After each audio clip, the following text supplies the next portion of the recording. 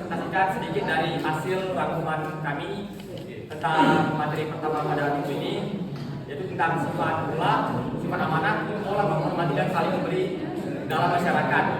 Sebelum kami masuk dalam pembahasan, kan kami perkenalkan diri kami masing-masing. Nama saya Airul Abdi Negara. Nama saya Ibu Nuri. Nama saya Irfan Fauzi.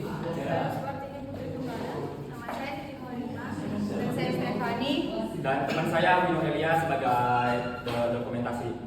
Nah, sebelum kita masuk ke pembahasan, alangkah baiknya kita membaca doa dahulu yang dipimpin oleh teman saya Aidil. Musik ini.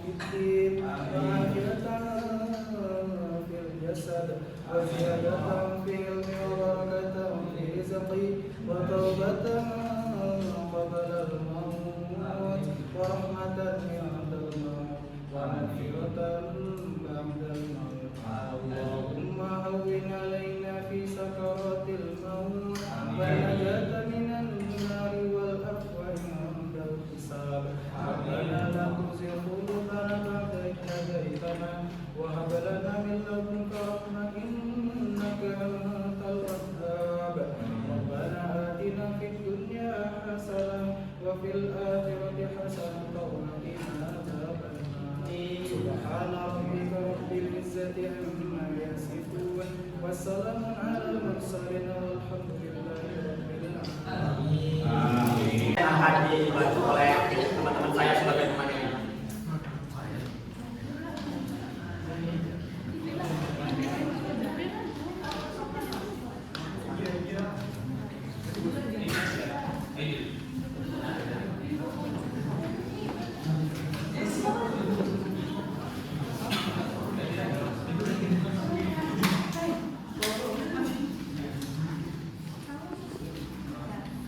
Baiklah, kita akan memulai materi kita. Itu ada mengenai sifat amanah, pola menghormati dan saling memberi dalam masyarakat.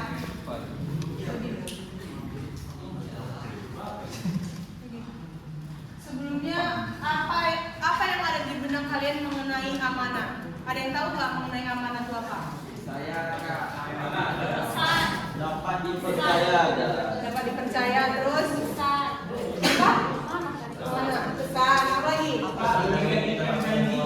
Ya, apa?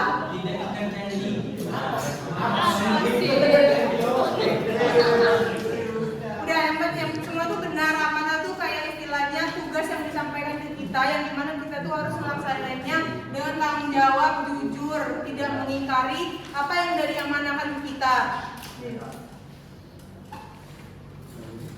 Jadi sifat amanah itu adalah ketika seseorang dapat dipercaya untuk menjaga rahasia atau pesan dan berlaku jujur, bertanggung jawab. Sifat amanah sangat penting dalam kehidupan kita sehari-hari.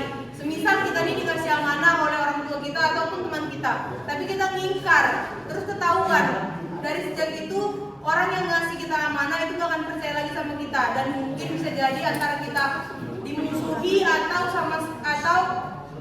tidak akan pernah diajak komunikasi lagi, tidak akan dipercaya lagi, itulah.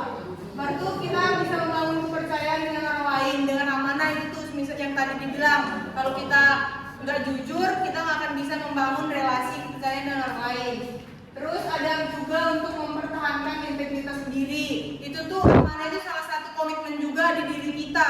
Semisal kita dikasih amanah, kita tuh harus berkomitmen untuk tidak melanggar amanah yang udah diberikan kepada kita. Kalau kita melanggar, sama aja kita nggak punya prinsip, kayak hidupnya itu berantakan, bukan disiplin. Terus sifat amanah juga membantu kita menjadi individu yang dapat diandalkan dan dipercaya orang lain. Itulah kalau kita amanah, kita akan dipercaya oleh orang lain, orang tua, teman-teman kita semua. Next. Terus itu ada pola menghormati dan memberi. Ada yang tahu nggak menghormati itu apa? Toleransi contoh salah satunya kan. Toleransi. Yang lagi? Apa lagi? Bersedekah itu memberi. Itu memberi. Ada lagi nggak? Bukan orang diri, Cok. Mungkin masalah Ya, macam itulah. Next. Jadi pola saling menghormati dan saling memberi itu salah satu gejala sosial itu tuh berkaitan. Artinya kegiatan tersebut terjadi dalam situasi interaksi seseorang dengan orang lain atau sekelompok orang berdasarkan pengamatan yang dilakukan. Pola saling menghormati itu dan saling memberi dalam masyarakat Melayu dikenal dengan istilah menanam budi, menabur budi, atau membuat budi. Jadi kan kalau budi itu kalian tahu lah kan, budi itu kayak kita utang budi sama orang, utang uang itu beda, utang budi itu beda. Kalau orang lain sudah menghormati kita atau kita juga sudah menghormati dia, menghargai dia, saling memberi, itu tuh kita ada istilahnya utang budi. Cuman utang budi itu tuh istilahnya tidak wajib dilunasi atau diberikan kembali, tapi itu inisiatif diri kita sendiri untuk membalas budi seseorang itu yang udah baik memberi kepada kita. Untuk istilah menanam budi, menabur budi, dan membuat budi itu akan dilanjutkan oleh teman saya. Sekian, terima kasih. Ya. Selanjutnya saya akan melanjutkan tentang menanam budi, menerima budi, dan membalas budi.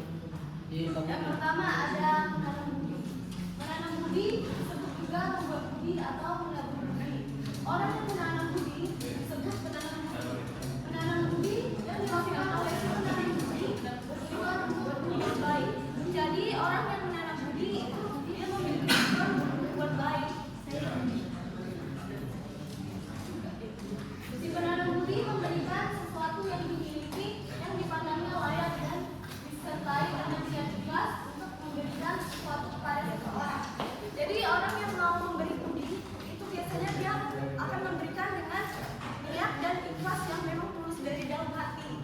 Itu ada pun jenis-jenis budi yang bisa diberikan mencakup benda, tenaga, sopan santun untuk berbahasa dan tegur sapa, untuk mengunjungi, pinjam meminjam. Contohnya kayak kami di kos, biasanya kami kan 3 orang, Triana, saya sama Raila. Jadi kan mereka puasa, terus mereka pasti selalu datang pertama, kayak ketok, Put, ayo buka bareng. Padahal aku nggak puasa, tapi mereka ngajak aku untuk buka bareng. Ini budi-budi selanjutnya ada menerima budi. Ya,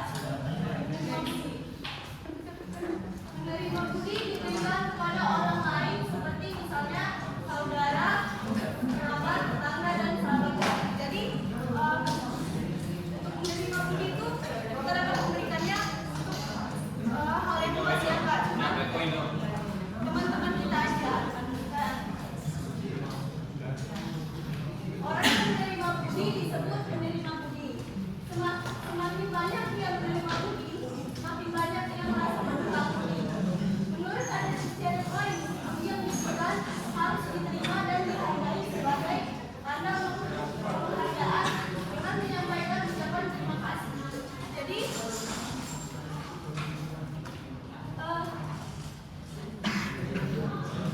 Jadi semakin banyak kita menerima budi, semakin banyak kita merasa berhutang.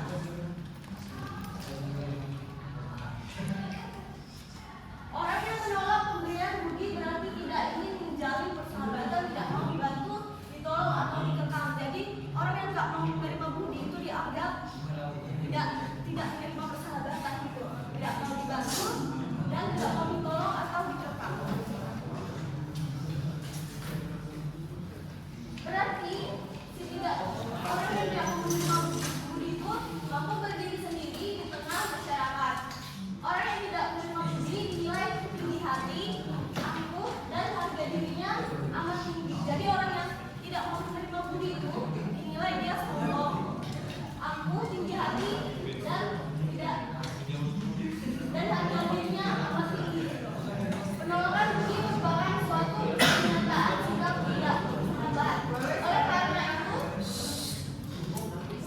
kecil apapun harus diterima agar si pemberi merasa senang, puas, dan tidak malu atau kehilangan muka. Jadi kita harus menerima budi sekecil apapun yang diberikan oleh orang supaya kita tidak membuat mereka tersinggung. Yang ketiga ada membalas budi.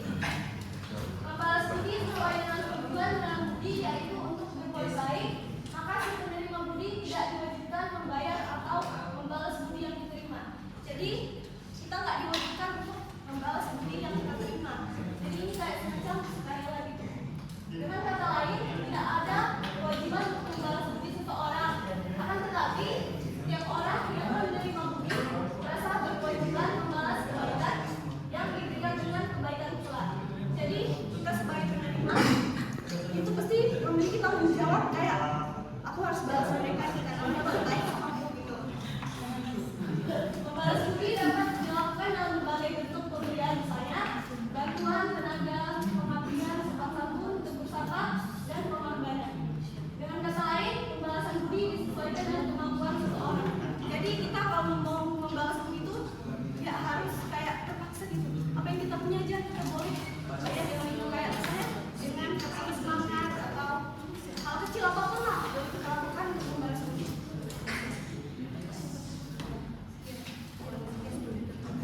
Oke, sekian mungkin paparan materi dari kami. Saya kembalikan kepada moderator. Sebelumnya teman-teman ada yang bisa minta tolong bacain pantunnya nggak? Siapa yang mau bacain pantunnya? Ada yang mau bacain nggak? Putri Ana bacain dong. Boleh. Nanti kalau Putri Ana baca, yang tahu ya.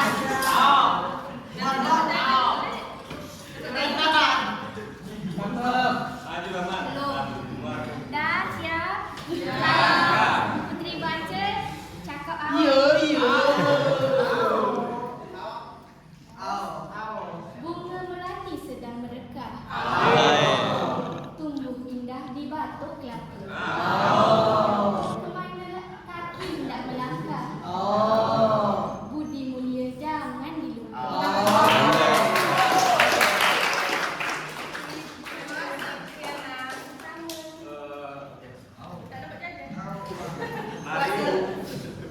Selesai sudah sedikit pembahasan dari kami.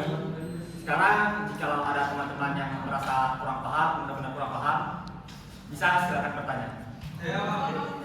Nurdana dari kelompok 4. Di sini saya ingin bertanya. Tadi kan kelompok kalian sudah menjelaskan tentang menanam budi, menerima budi, dan membalas budi. Nah, kajian saya, apakah sama membalas budi dengan membalas dendam? Jika beda, apa perbedaannya? Senaga dari kelompok 3 ingin bertanya. Tadi kan kelompok Anda menjelaskan mengenai materi sifat amanah, saling menghormati dan saling memberi dalam masyarakat. Nah, lalu apa saja contoh atau bagaimana sikap seseorang dalam masyarakat dapat menggambarkan tingkat keamanan dan saling menghormati di antara sesama? Boleh dijelaskan? Bagaimana sikap seseorang? Bagaimana sikap seseorang Dalam masyarakat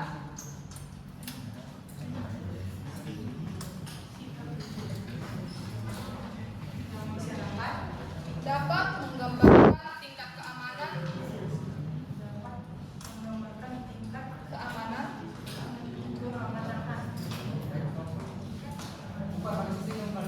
dan saling menghormati di antara sesama.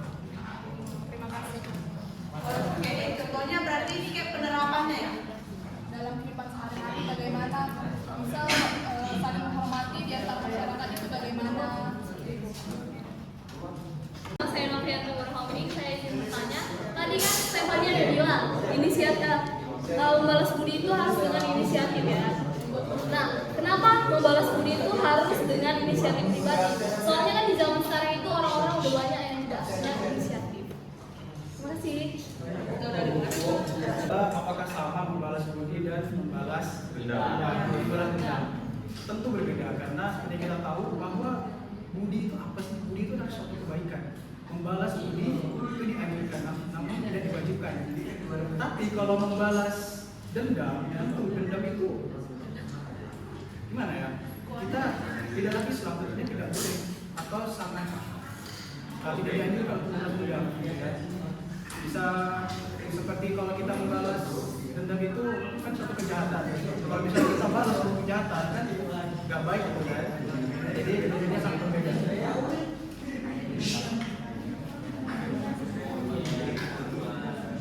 Baiklah, apakah bisa diterima? Pak, Kenapa kamu balas dendam? Tidak, rencana. Saya dengan dendam dengan budi.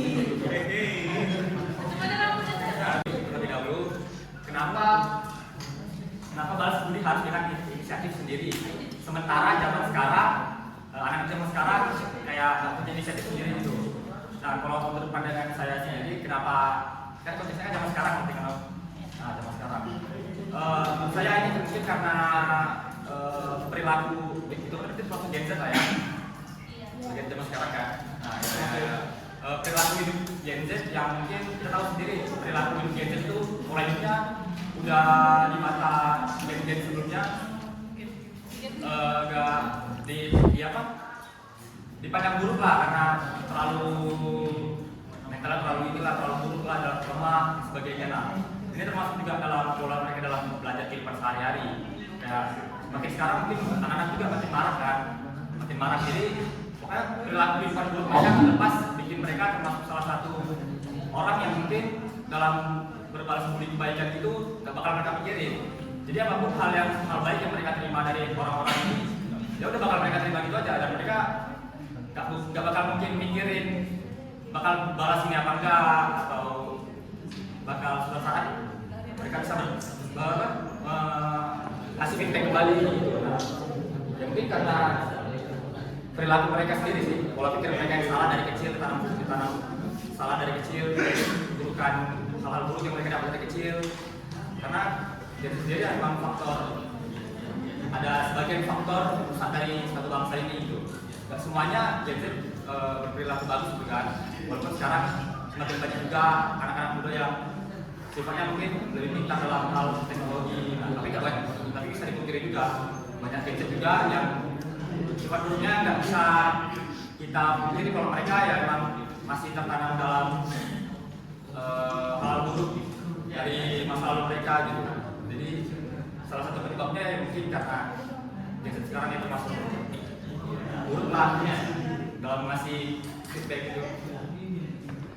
kalau maksud dirimu kan Gen Z itu berarti udah nggak punya inisiatif lagi ya. Nah, tadi dibilang inisiatif balas budi itu dengan inisiatif pribadi. Jadi kalau misalnya Gen Z udah nggak ada inisiatif pribadi, jadi membalas budi itu dengan Kita nggak bisa menyamaratakan suatu generasi. Jadi ya kalau untuk dalam konteks semua Gen Z, ya nggak mungkin mereka akan balas budi, pasti ada yang bisa. Semua Gen Z Iya, punya kita bisa menyamaratakan sih. kita Gen Z tetap punya inisiatif. tapi dia bilang tadi Ya itulah, diperbaiki. Ya, semua Gen Z ada inisiatif. tadi soalnya dia bilang kan Oke? Kerja ke Ino. iya.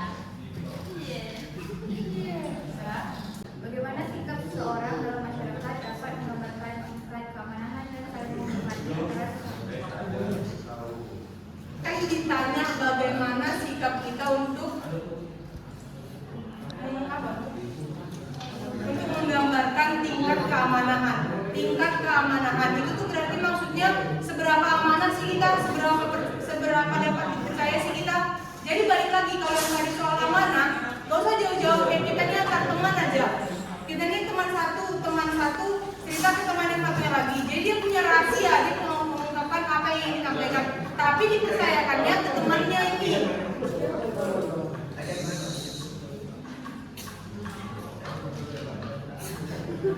Nah, dia teman yang A ini cerita ke teman yang B. Berarti yang A ini percaya banget sama yang B.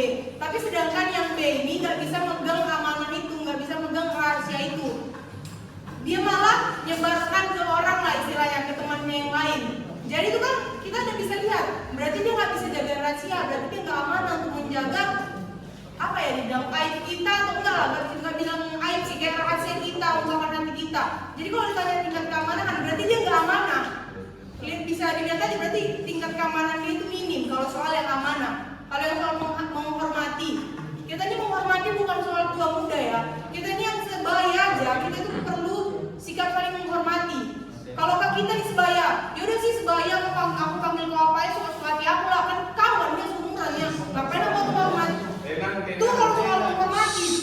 Tapi balik lagi ke kita ini memang punya jiwa menghormati enggak? Kita ini memang teman, tapi kita harus juga jaga perasaannya. Kita juga harus mikir apa yang kita ucapkan ke dia nyakitin hatinya enggak. Itu kalau soal amanah dan menghormati. Mungkin untuk soal memberi itu bisa ditambahin oleh teman saya. Tuh nggak bisa menghormati orang tuh. Lempar pena udah gede. Baru ini bilang soal menghormati.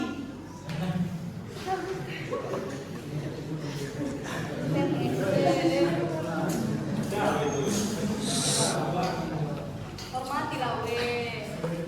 Jadi ini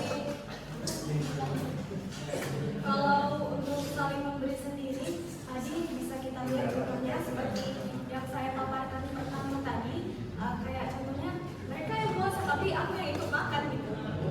Itu untuk saling memberi.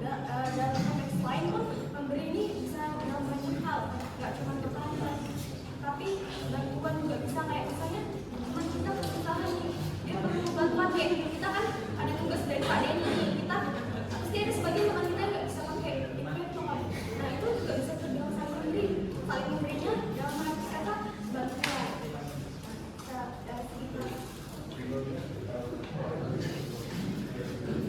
Jadi pembahasan dari kami tutup presentasi ini